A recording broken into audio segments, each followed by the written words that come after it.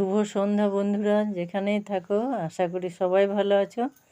এটা আতপ চাল পুরো রাত ভিজিয়ে একদম জল ঝরিয়ে শুকনো করা আছে। এটা দিয়ে দেখো এটা কি মজার সুন্দর জিনিস বানানো হবে। এটাকে একদম পুরো গুঁড়ো করে চালনা দিয়ে চেলে চাল এমনভাবে হবে জিনিসটা যেন একদম ডাস্ট না হয়, একটু দানা দানা থাকবে। ওটাতে খেতে খুব ভালো লাগে। 1 কিলো মতো, 1 কিলোর বেশি একটু আছে আতপটা। কতটা অনেকটা চালের গুঁড়োটা হলো। এরপর এটা আখের গুড় দিয়ে করলে খুব সুন্দর লাগে, কিন্তু এটা দোকানে যে গোল ডাব ডাব মতো পাওয়া যায়, ওই গুড়টা দিয়ে এটা বানানো হচ্ছে।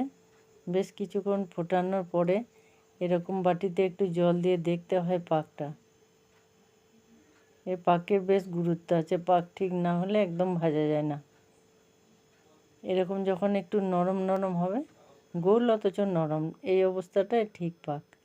তারপর আবারও একটু ভালো করে নাড়িয়ে, খুব গরম যাবে অথচ যেন একদম ঠান্ডা না হয়, এমন অবস্থায় একটু গুঁড়ি তুলে রেখে তারপর দিয়ে এটা মাখিয়ে নেব। এটা হাত দিয়ে করা যাবে না, গুড়টা তো বেশ গরম আছে।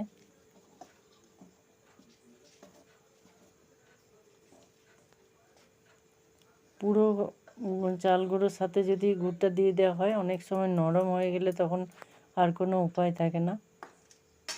তাই জন্য কিছুটা চাল গুঁড়ি আগে তুলে রেখে তারপর মাখলে কোনো ভয় থাকে না।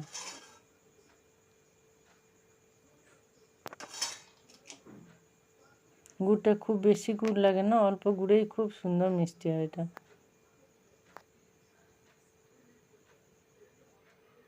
মাত্র 2-3টি উপকরণ দিয়ে একটা সুন্দর জিনিস বানানো যায়। এরপর তেলটা গরম করে, এটা আবার বানিয়ে রাখা যায় না, দুটো একটা করে একদম বানাতে হবে আর তেলে ফেলতে হয়।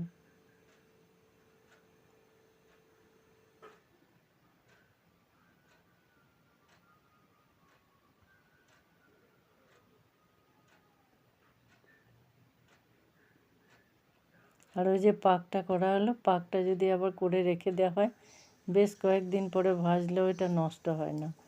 আর ভাজার পরে যদি রেখে দেওয়া হয়, এটাও অনেক দিন রেখে খাওয়া যায়। বাজারে তো আমরা অনেক মিষ্টি কিনে খাই, বাড়িতে এমন মিষ্টি বেশ ভালো লাগে।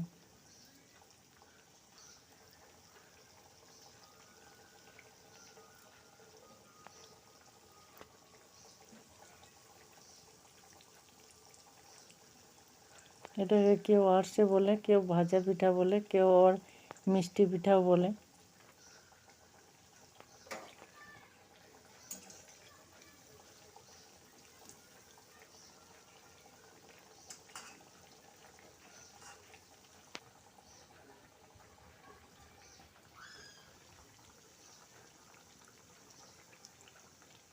এমনি আতপ দিয়েও হয়, কিন্তু গোবিন্দভোগ আতপ দিয়ে করলে না, এটা বেশ সুন্দর চিবানোর সময় সেন্ট ওঠে।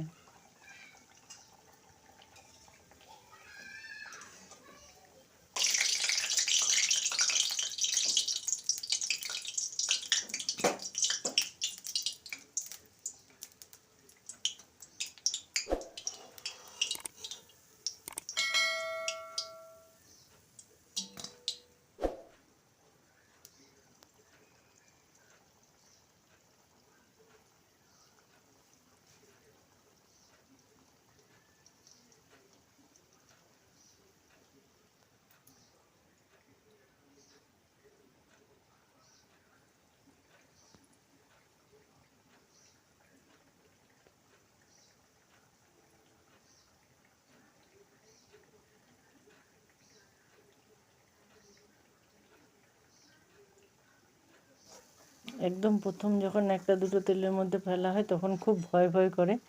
তারপর যখন এমন একটা ফুলা বেশ ভালো ভাজা হয়ে যায়, তখন একসাথে অনেকগুলো করে দিয়ে তারপর ভেজে নেওয়া হয়।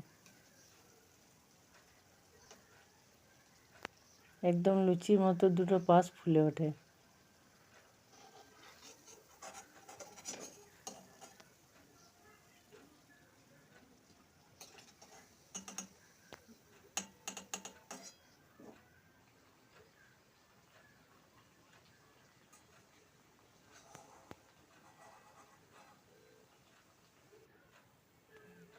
এভাবে করে এক এক করে প্রায় সবগুলোই ভাজা হয়ে গেল। দেখো কত সুন্দর লাগছে ঘরের জিনিস। দেখে বললো কেমন লাগলো। আজ এই পর্যন্ত, এবার আসি